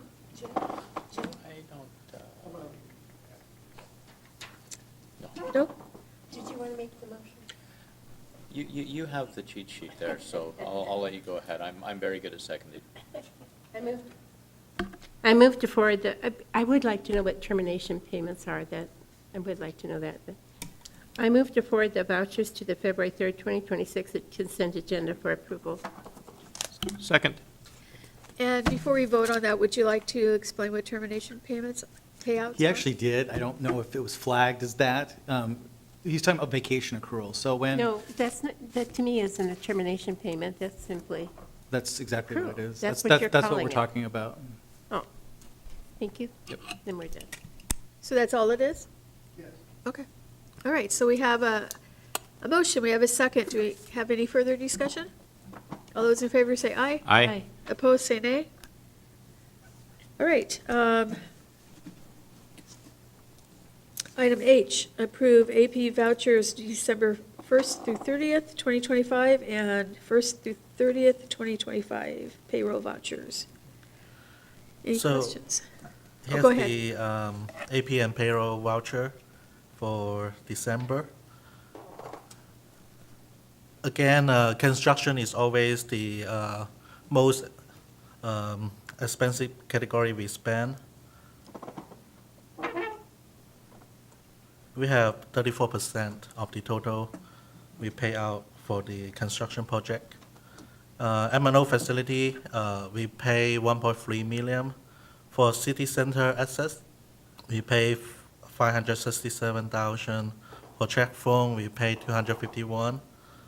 And for Vericom, we pay 528,000.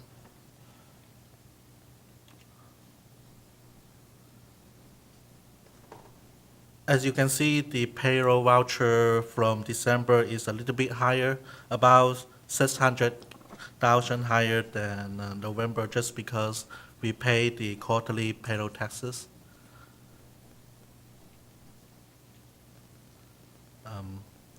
That's all I have. I request to get approved for December vouchers. Thank you. Any questions? Although, do we have a motion? I move to forward the December 2025 monthly financial report to the February 3rd, 2026 consent agenda for approval. Second. So we have a motion, we have a second. Any further discussion? All those in favor say aye. Aye. Opposed, say nay. All right, passes. Thank you. And the next item, approve monthly financial report, December 2025. Thank you. The monthly financial report, the results for December, we give you what we know.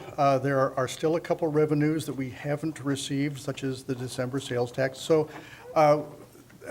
we're calling this the December financial report, but it's going to be preliminary pre-audit. And we give about till the end of February for invoices to trickle in and for all of the revenues to be received. And then we do our end-of-year audit accruals.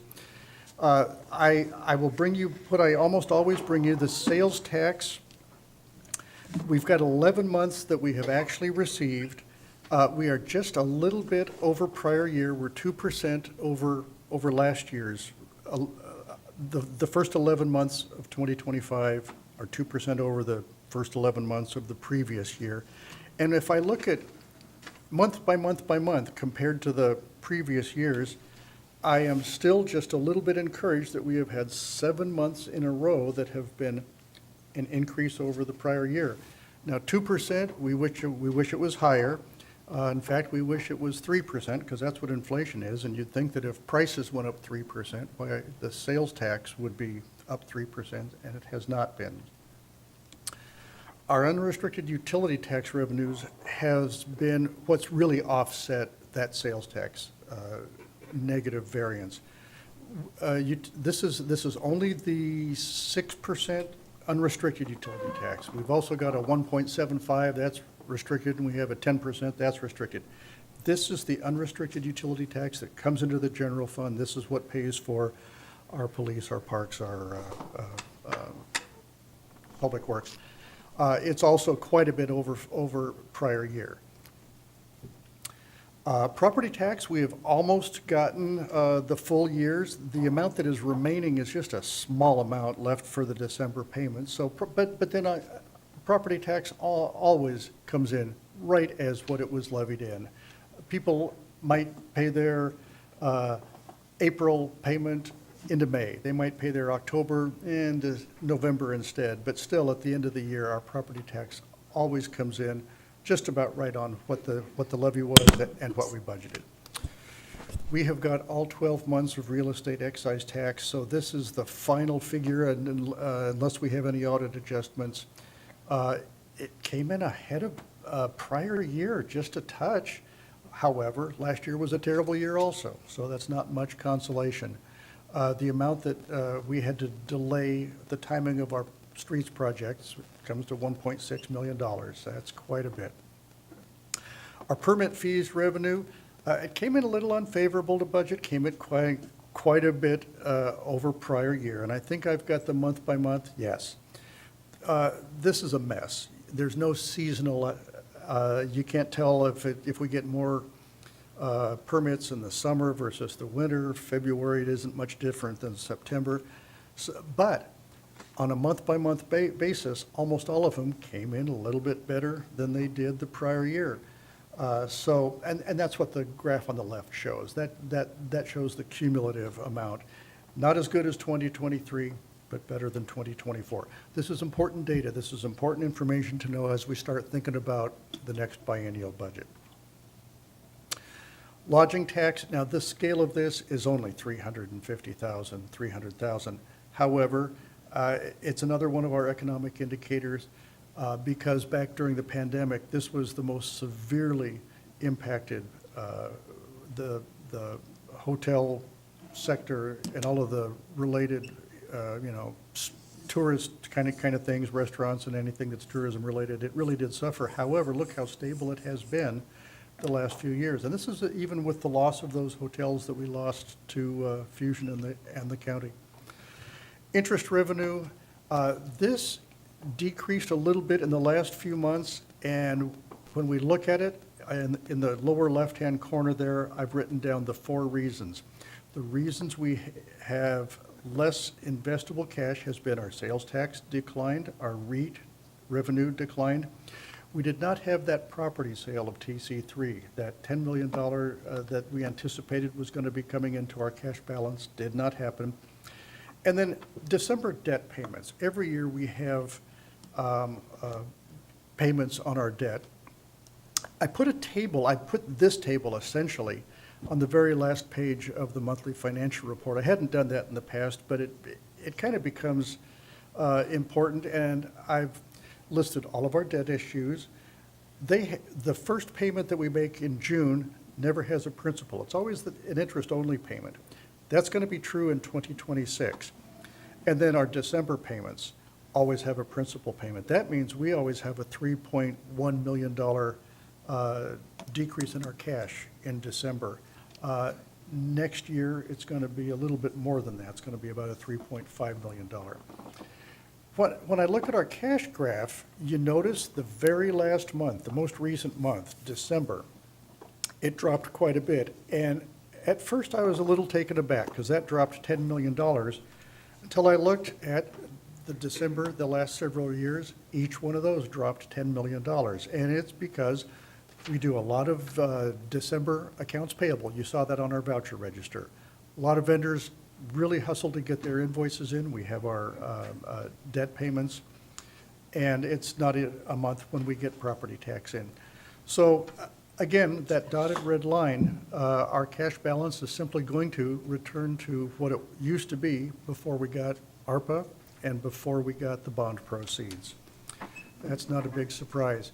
So our outlook is, this is our preliminary December numbers. We're going to continue to do accruals and all the audit entries that we do. We wait for February to come and go so that we get all of our revenue and all of the invoices, and that's when we start doing our audit preparation. And we mentioned at the retreat, for the 2026 year, looking forward, Brian Davis and I have asked all of the departments to help us collect all of the obligatory expense increases, what IT subscription is not the right word, but the amount that they support, all of the support costs go up. The maintenance and operations facility, when it goes live, it's going to have electricity, janitorial, things like that. So we are starting right now in January to try to see what 2026 is going to look like, not just on our revenue forecasting, but what are the insurance premiums and the health benefits, and what are those going to look like? We want to start looking at that as early as possible. That's everything I've got. Shirley, you must have some questions on your mind. I don't know if Shirley's here tonight, but, all right, Councilmember Kochmar. Could you go back to your debt issuance? Sure. And the payoff dates? I don't see it on the pages here. The payoff date might be in the financial. Yeah, it's on the very last page of the financial report. In 2029, the Performing Arts Center GO debt will be paid off, and in 2033, the community center will be paid off. There's a small HUD loan related to the Performing Arts Center that'll be paid off in 2035. The Score Jail will be paid off in 2038, and the maintenance facility will be paid off in 2049. That's a 25-year bond that we just issued last year. So the first one to be paid off would be the 2029. Yes. So there's no way, well, I don't know if the interest rates, if they change, is there any of these that could be paid off earlier if the interest rates? You know, a couple years ago, I did an analysis on which ones were callable. Yeah, and I don't remember. It seems to me the community center was one of them. I can revisit that. I have that information. Now, it depends on rates going down, and right now, they haven't come down quite what we would wish them to be. But yes, what is refinanceable? Yeah, Just the same way whatever. we'd look for a more favorable mortgage. So if the Fed comes up with some kind of, right now, they're saying probably even Steven, but if they do reduce, it might be something to Yeah, look at. they've been doing these little quarter-point reductions, which, and we're still not to Right. the peak of a few years ago, yeah, of 2019. But some of these are callable if that does occur. I seem to recall they are, and I can find out exactly. There's no hurry. Sure. It just is, if the interest rates go down, we're probably going to want to look at the ones that are Yes. paid off. Councilmember Walsh. I think following up on Councilmember Honda's, the one you may remember, since it's the most recent and probably be the most relevant, is the debt on the maintenance and operations center. Is that callable? That's recent enough that it may still be in your memory. I believe it is not callable for 10 years. Okay, all right. Okay. Seems to me there's some municipal rules we had to abide by every time we issue debt. I think that's always the case. Okay. I think. I think you're right. Every 10, they're all a minimum initial years. period of 10, Okay. 10 years. All right, sounds good. Question on construction projects, sales tax is paid on where the construction is taking place, right? Point of delivery. What is the impact with the completion of the light rail station Good on question. sales tax? I was going to ask that. Good question. I don't know, and I'm not sure how to explore that. It's a good question. Because, that was a pretty pricey project, and so I suspect that could have somewhat of an impact, anyway.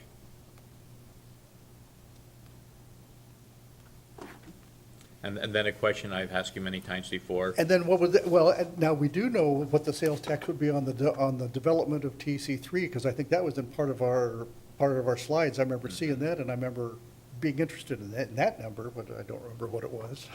Yeah, but right now, it's kind of Yes. irrelevant until we have some, It's got a probability that isn't zero, and it has a timeline that isn't now.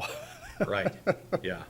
So, and what I've asked you many times before, any idea yet if Papay Kenworth, where sales taking place there, and will we receive any sales tax from? I have seen that there is sales tax. I don't think it was ramping up particularly quickly at the first couple of months that I saw, but yes, I can report that they are Good. paying sales tax, yes. Yes, let's celebrate that, yes. Yes, absolutely. Maybe they'd Yes. be very successful in sales. from And it that might have point. been because you asked them repeatedly that I went looking. All right. And then, you explained a little bit about how you do your forecasts, but is that combined with, throwing darts or tarot cards or what, on? The It's how the baseline money is what tree is happened last year, and then what's going to be different.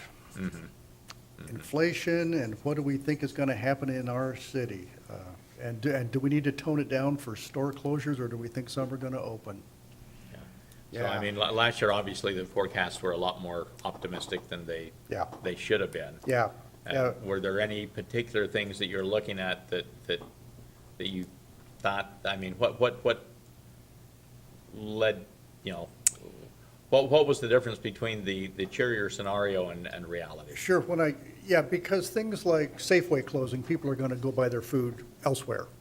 QFC or Safeway, no, that's QFC's Tacoma. Sorry, I shouldn't have said that out loud.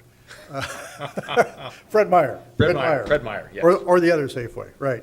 But we have lots of, other food outlets within our city. So when a grocery store closes, people kind of shift.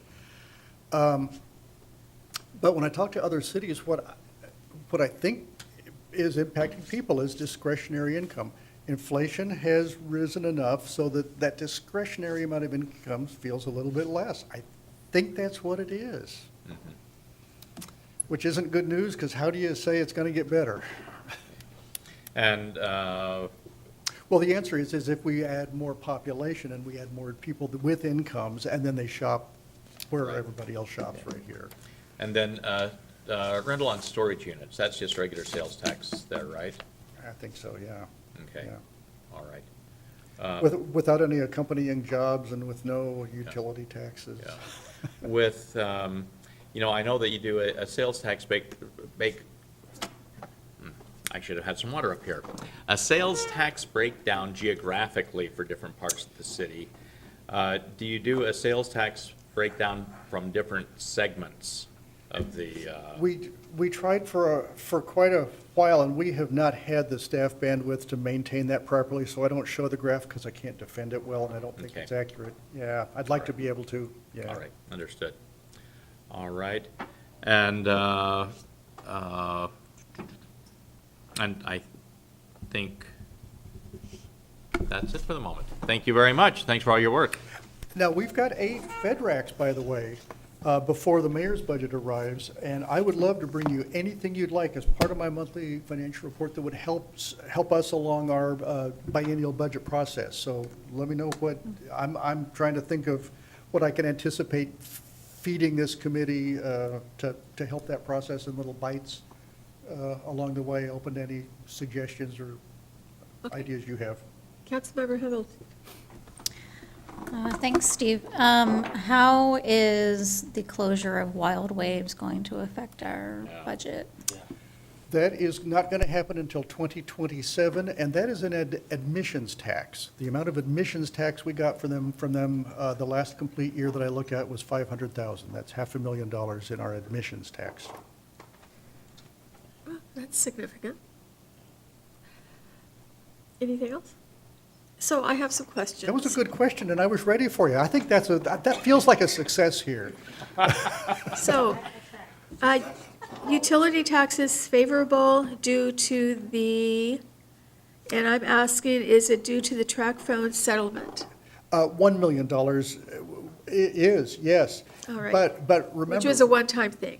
That was a one-time, but remember, compared to our adopted budget, it was coming in favorable. So we came back with a budget amendment and raised it. So it has stayed on that trajectory at that elevated amount.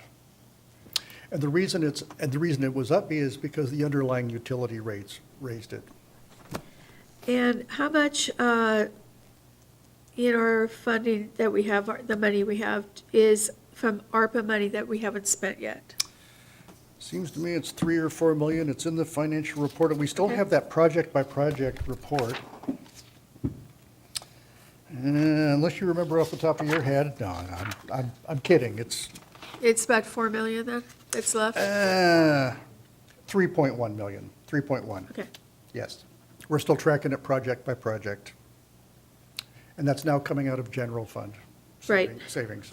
And we hope to have those projects done in 26? Yeah, we're tracking with the departments, making sure that they're still, for whatever reason, they're contracting or whatever, yeah.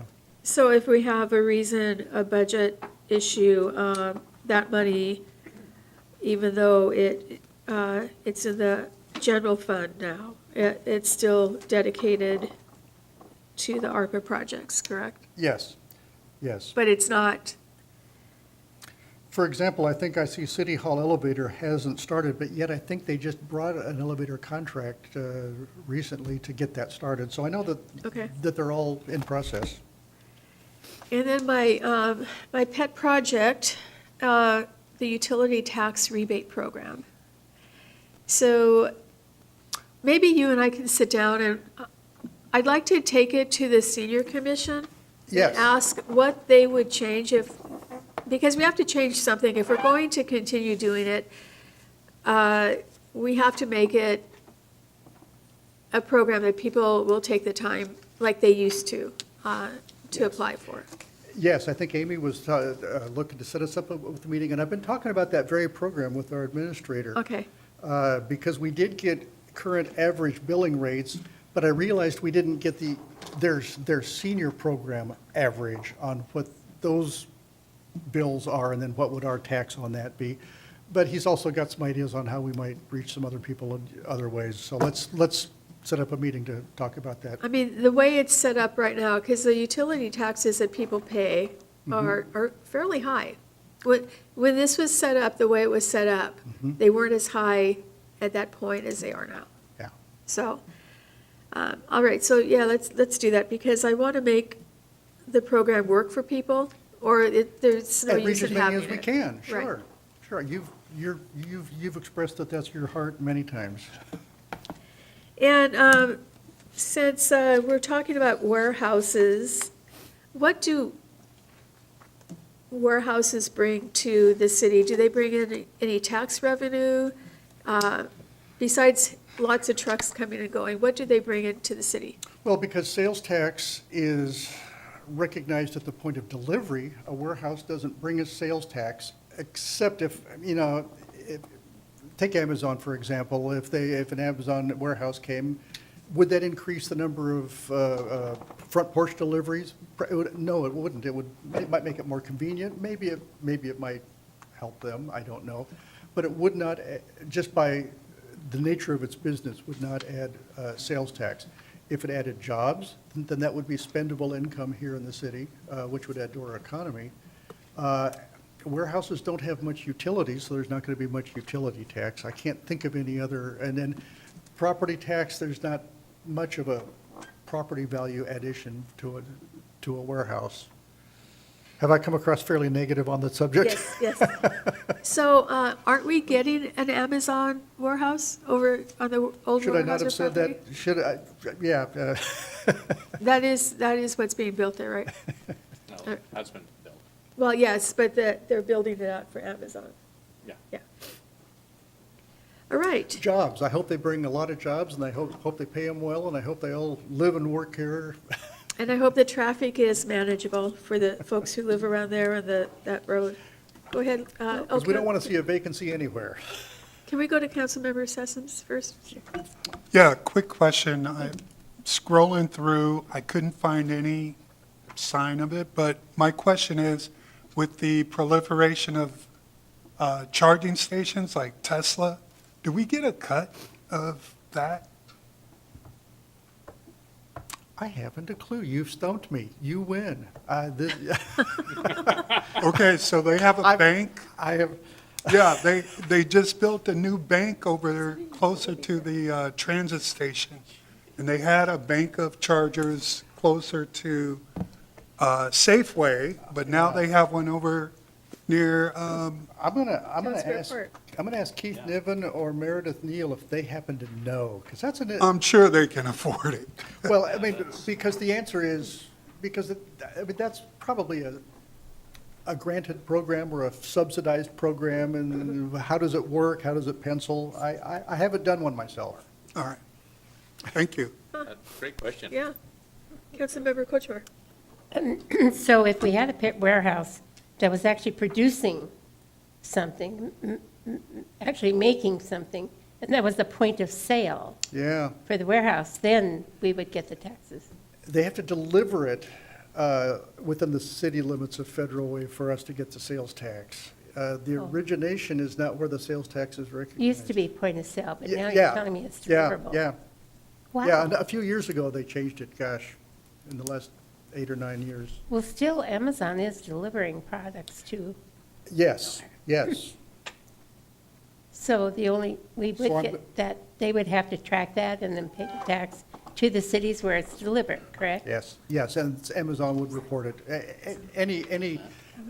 Any store that does online deliveries reports their reports the sales tax. So we get sales tax for out-of-city deliveries in here.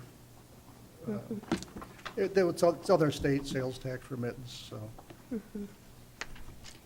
Councilmember Seffi Dawson, do you have any questions? No, I do not. Thank you. All right. By the way, I'll mention, I walk up to black and white police cars every time I see them here in our city, and I thank them for what they do to help reduce shoplifting and porch piracy. Is that showing my, We appreciate that. All right, so do we have a motion? I move to forward the December 2025 monthly financial report to the February 3rd, 2026 consent agenda for approval. Second. So we have a motion, we have a second. Any further discussion? Seeing none, all those in favor say aye. Aye. Opposed, say nay.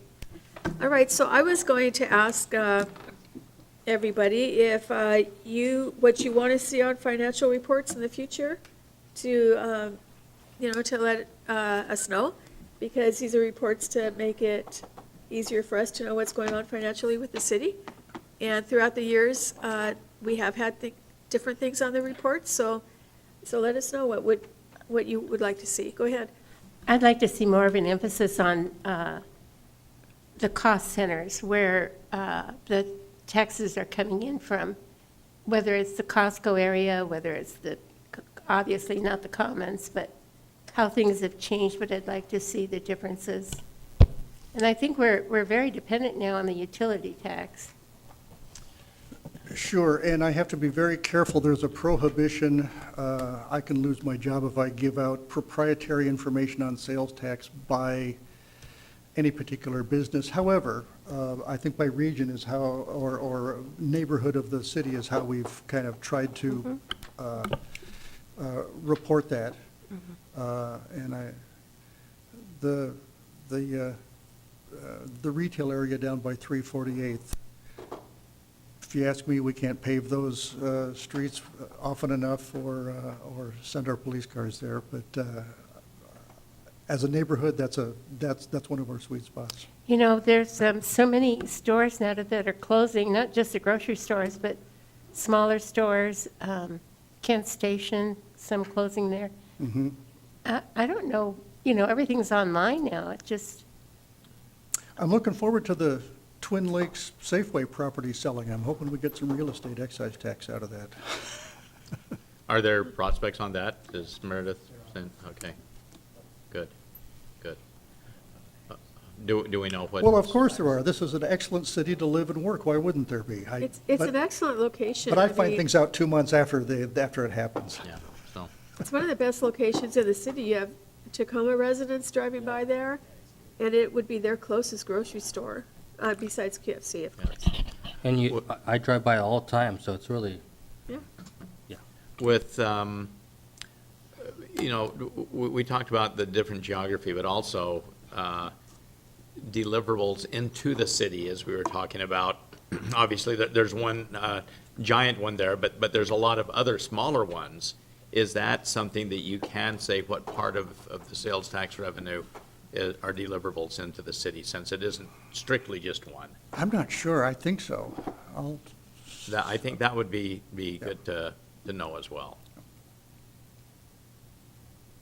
That kind of gives us an idea of what parts of our sales tax revenue is self-generated, so to speak, and what part is generated by. Sure, and then what I do with that information is when we go to budget, do we think that it's reasonable that our sales tax from front porch deliveries is a stable revenue? Do we see that declining? We don't read a lot about porch piracy. I said that tongue in cheek, but the truth is, we don't have a lot of the organized shoplifting or porch piracy that we do see in the news. So, I mean, the kudos to us keeping us a safe city. And I'd say the porch piracy is probably that the loss is less than what it is in most of the retail stores. I don't know whether that's good or bad, but anyway, it's, so. Council President Moore. thank you. Kind of goes to your question, but kind of doesn't. And Steve, maybe you already mentioned it, but I would like, and again, I'm I've not been a part of the process for the last 2 budget cycles, but I assume this role plays a role in the budget. And so I'm hoping to kind of see that more in a blatant way, kind of. And as I indicated, you know, as the mayor begins to build his budget, I'm sure hoping that we have the process to kind of go over what we'd like to see as well, early in the process, because as some will remember, you know, there's been a couple times where we've debated about the budget in November. And so I know it's something that you and I talked about when I was being reintroduced to you. But that's something I'm hoping that the committee can play a pivotal role in. So that way everything is seamless and we're moving forward and we're staying focused on how do we bring in revenue instead of debating budget desires. Yeah, the monthly financial report presents our most material revenues every single month. You might get tired of looking at them, but you always know how they're doing. It's not a surprise when we talk about REIT or sales tax or utility tax. And then, as I mentioned Saturday at the retreat, every penny of our budget is currently spent, and then there's a waiting list, and so it becomes a priority, a matter of priority of what don't we do. So maybe we can report some of that in future FedRACs so that you know up front. Anything else? Oh, no. All right, our next meeting is February 24th, 2026. And with that, we are adjourned. Thank you so much. Good night. Oh, I'm sorry, Lydia. Go ahead. No, I said good night. Good night. Thank you. Bye-bye.